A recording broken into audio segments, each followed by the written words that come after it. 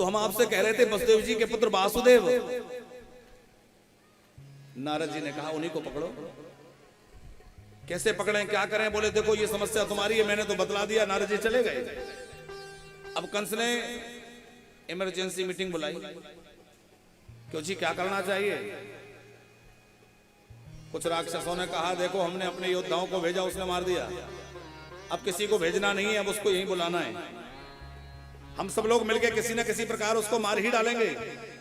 हाँ बोले ये बात तो ठीक है, पर आएगा कैसे? किसी को भेजो।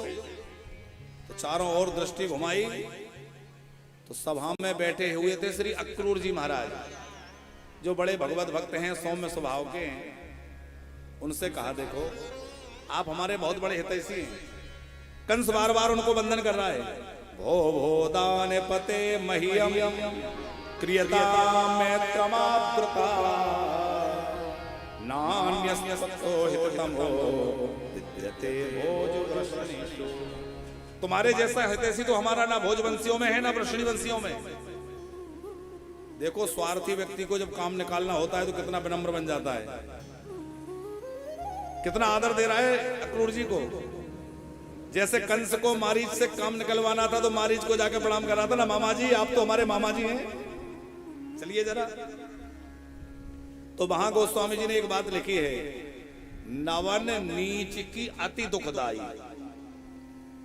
स्वार्थी व्यक्ति हो, बहुत ज्यादा जिसकी विचारधारा गिरी हुई है, ऐसा कोई व्यक्ति हो, उसका नवन, उसकी विनम्रता भी नाटकी होती है। और जब वो झुकता है ना तो कुछ ना कुछ स्वार्थ लेके झुकता है। तो उदाहरण दिया, बोले जिमी अंकुश, हाथी को बस में करने वाला अंकुश टेढ़ा होता है, और जितना टेढ़ा होता है उतना ही तीखा प्रहार करता है। जिमी अंकुश धनुष बाण, जितना धनुष को खींचा जाएगा उतना ही तेज प्रहार करेगा। बिल्ली जब झपट्टा मारना होता है तो पहले झुकती है, और झुक करके झपट्टा मारती है। ओरा का बिलाई है? कंस बार बार प्रणाम कर रहा है, अक्रूर जी डर रहे हैं, ये दुष्ट पता नहीं मुझे क्यों बंधन कर रहा है। बोले आप जाइए, किसी तरह कृष्ण बलराम को ले आइए। अक्रूर जी मन में सोच रहे हैं नहीं गया तो ये दुष्ट मार डालेगा, और जाऊंगा तो कम से कम उन प्रभु के चरणों का दर्शन तो होगा जिनको ब्रह्मा जी भजते हैं। भगवान शंकर जिनका स्मरण करते हैं, उन चरणों का दर्शन तो मुझे मिलेगा। मेरा कितना बड़ा सौभाग्य है। रात्रि भर अक्रूर जी सोए नहीं, मनोरथ करते रहे, भाव में भरे रहे, रथ सजाते रहे। बड़े भोर में रथ लेकर के कंस ने बड़ा सुंदर स्वर्ण रथ भेजा है कृष्ण बलराम को लेने। अक्रूर जी रथ पे बैठ के चले, यमुना जी को पार किया। और यमुना जी को पार किया ना तो यमुना जी के पास जो नव कोमल बालू है ना, उसमें चरण चिन्ह दिखाई दिए तो पहचान गए ये चरण चिन्ह किसी और के नहीं हो सकते, क्योंकि श्री कृष्ण अपने चरणों में कोई पादुका जूती तो पहनते नहीं। अब वो नंगे पैर चलते हैं तो उनके चरणों में जो चिन्ह है ना, अंकुश है, ध्वजा है, वज्र है, वो भी धूल में बन जाता है। ये चरण चिन्ह तो मेरे प्रभु के हैं। और जिस भूमि पे मेरे परमात्मा, मेरे प्रभु नंगे पैर दौड़ते चलते हो, मैं रथ में बैठ के जाऊं, क्या यही मेरा धर्म है? अक्रूर जी रथ से कूद पड़े, उस चरण रज को उठा उठा के मस्तक से लगाने लगे, उसमें लोट लगाने लगे कि जिन पायन के पादुकनी भारत रहे मन लाए, ते पद आज बिलो कहा इन नयन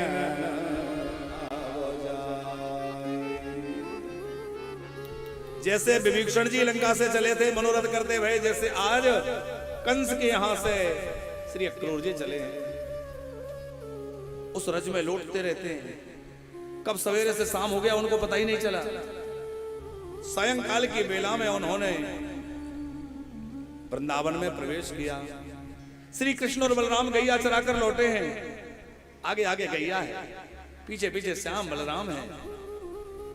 श्री कृष्ण पीतांबर धारण किए हुए हैं, श्री बलराम जी महाराज नीलांबर धारण किए हुए हैं। उन दोनों को देखकर अक्रूर जी दूर से ही उनको प्रणाम कर रहे हैं।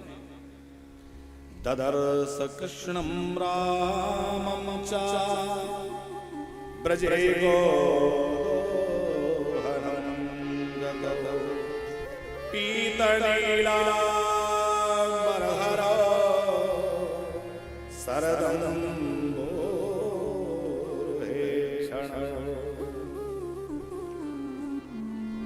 अक्रूर जी को भय था कि मैं दुष्ट कंस का सेवक हूं, कहीं ऐसा ना हो श्री कृष्ण मुझसे बात ही ना करें या मेरी ओर देखें ही ना, मेरे आने का समाचार मिलते ही वो कहीं जाकर छुप जाएं, क्योंकि मुझ पापी के सामने क्यों आएंगे।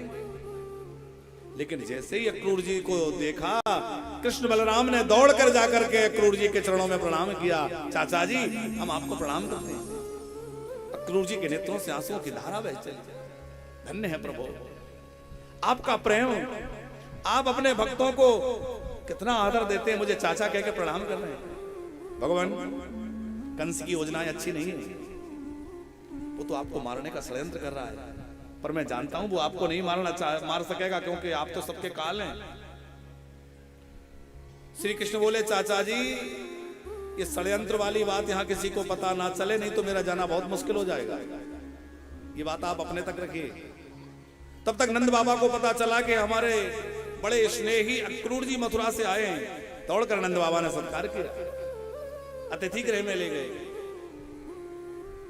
जब भोजन आदि से निवृत्त हो गए तो पूछा कि आपके आने का कोई विशेष प्रयोजन हो तो आज्ञा करिए।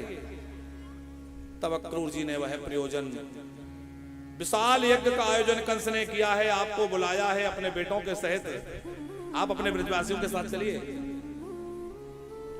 नंद बाबा इतने भोले हैं कि कंस के षड्यंत्र को नहीं समझ पाए, लेकिन एक मां का हृदय, बच्चा 1000 कोस दूर भी रहता हो और यदि उसको जुकाम भी होगा ना तो मां 1000 किलोमीटर दूर बैठ करके अनुभव करेगी आज मेरे बेटे को कुछ परेशानी है क्या। मां का हृदय प्रभु ने ऐसा बनाया।